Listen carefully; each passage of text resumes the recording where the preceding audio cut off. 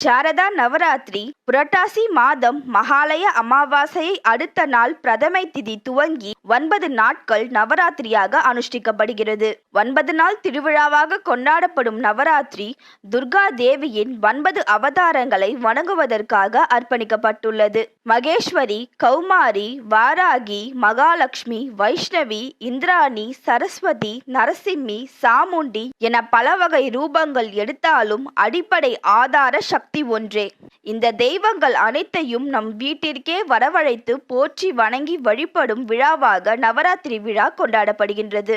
அவர்களின் ஆயுதங்களுடன் 9 பேராக அவதரித்த அன்னை 9 நாட்கள் போரிட்டு இறுதியில் மகிஷாசுரனை வீழ்த்தி வெற்றி திருமகளாக திகழ்ந்தார். சும்பன் நிசும்பன்களையும் அழித்து தர்மத்தை நிலைநாட்டினார். கொலுவாக நின்ற தேவர்கள் மகிஷாசுரனை அழிப்பதற்கு அம்பிகை அவதரித்த போது தேவர்கள் தங்கள் சக்திகளை ஸ்ரீ தேவியிடம் கொடுத்துவிட்டு பொம்மை போல நின்றதை குறிப்பிடும் வகையில் கொலு அமைத்து வழிபாடு செய்யப்பட்டு வருகிறது. மேலும் ஆதிசக்தியானவள் இந்த அகிலத்தில் எல்லா உயிர்களிடத்திலும் நீக்கமர நிறைந்திருக்கிறாள். அவளின்றி அணுவும் அசையாது என்பதை உணர்த்துவதே கொலு தத்துவம். அதனால்தான் ஓரறிவு உயிர்கள் முதல் அனைத்திற்கும் ஆதாரமான அம்பிகை வரையிலுமான பொம்மைகள் நவராத்திரி கொலுவில் இடம்பெறுகிறது.